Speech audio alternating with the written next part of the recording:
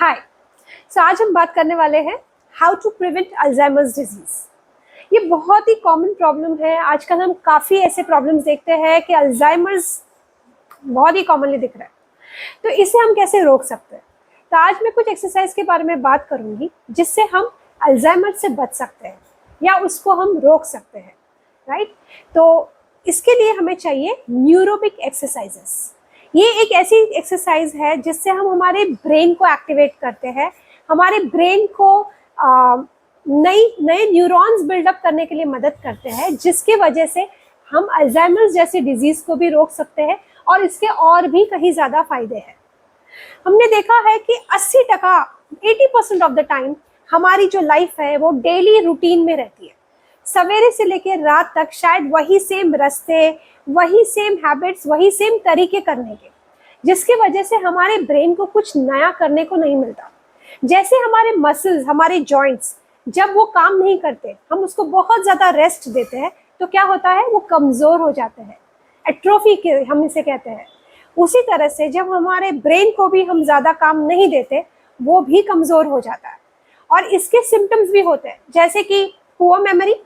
काफ़ी बार हमारी याददाश्त बहुत डिस्टर्ब होने लगती है, फोकस नहीं कर पाना, कंसंट्रेट नहीं कर पाना, डिप्रेशन होना, ये भी सारी चीज़ें, ये सारे सिम्टम्स हैं जो बताते हैं कि आपका ब्रेन एक्टिव नहीं है। मैं जो आपको न्यूरोबिक एक्सरसाइज के बारे में बताने वाली हूँ, उसके बहुत ज़्यादा फायदे हैं। जैसे कि ये हमारे एंग्जाइटी को ओवरकम करने के लिए मदद करता है। सेकेंडली, हमारे मूड को, हमारे फोकस, कंसंट्रेशन को और भी बेटर करता है। ब्रेन में नए न्यूरॉन्स बिल्डअप होते हैं, जिसके वजह से हमारा ब्रेन ज़्यादा एक्टिव हो जाता है और ये हमारे डिप्रेशन को भी कंट्रोल करता है। और डेफिनेटली जब हमारा मूड बेटर होता है, हमारा माइंड बेटर होता है, तो हमारा माइंडसेट और थिंकिंग प्रोसेस भी बेटर हो जाता है। तो आज मैं न्यूरोबिक एक्सरसाइज के बारे में बात करती हूँ, जहाँ पे 3 तरीके के न्यूरोबिक एक्सरसाइज होते हैं, जैसे कि physical, environmental and thirdly auditory. Physical exercises क्या होती हैं न्यूरोबिक एक्सरसाइजेस? इसमें हम फिजिकल, यानी कि ज़्यादातर लोग राइटी या लेफ्टी होते हैं और हम वही हाथ को ज़्यादा यूज़ करते हैं। तो हमें यहाँ पे क्या करना है, हमें ऑपोजिट हैंड यूज़ करना है। जैसे कि मैं राइटी हूँ, तो मुझे क्या करना है, लेफ्ट हैंड से brushing the teeth, buttoning the shirt, combing the hair, या फिर मैं वॉच पहन रही हूँ, तो मैं instead of left I should wear on a right hand. अलग तरीके से देखने का नज़रिया। आप जब वॉच देखते हो तो आप उसको मिरर से देखने की कोशिश कीजिए, यानी कि आप जब टाइम देख रहे हो तो मिरर में टाइम देखने की कोशिश कीजिए। आप राइट की जगह पे लेफ्ट हैंड से राइटिंग शुरू कर दीजिए थोड़े वक्त के लिए, जस्ट फॉर अ चेंज। हम नॉर्मली लेफ्ट टू राइट लिखते हैं, उसकी जगह पे आप राइट टू लेफ्ट लिखना शुरू कर दीजिए, राइट। तो ये है फिजिकल एक्सरसाइजेस। एनवायरमेंटल एक्सरसाइजेस में होता है, जैसे कि आप बैकवर्ड वॉकिंग कीजिए, आप pinching your ears and squatting, ये भी बहुत बढ़िया एक्सरसाइज है ब्रेन को एक्टिवेट करने की। ट्राई डिफरेंट फ्लेवर्स, यानी कि अलग तरीके किस्म के फूड्स ऑर्डर कीजिए और उसको ट्राई कीजिए। Use lot of tongue twister, हम काफ़ी बार कोशिश ही नहीं करते, आप उसको ट्राई कीजिए बोलने की। So use different test, you can even आप बैकवर्ड वॉकिंग कीजिए in the house.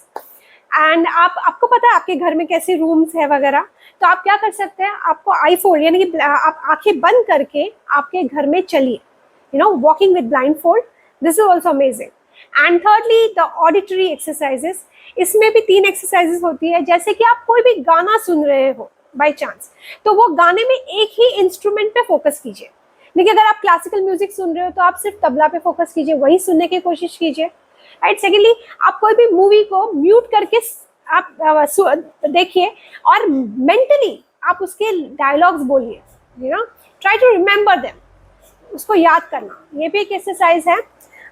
Then okay, reading ultra slow और अल्ट्रा फास्ट, यानी कि बहुत धीरे से पढ़िए अनयूजुअली, या फिर बहुत फास्ट पढ़िए।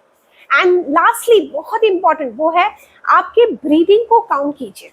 ये भी बहुत ही इफेक्टिव एक्सरसाइज है, यानी कि आप शांति से बैठे हो और मन ही मन में आप अपनी ब्रीदिंग को काउंट कर रहे हो। This is a wonderful exercise. I hope ये एक्सरसाइजेस आपको हेल्प करें, आपकी मेमोरी को बेटर करें और आप अल्जाइमर्स जैसी डिजीज से बच सकें। So thank you so much, I hope this helps.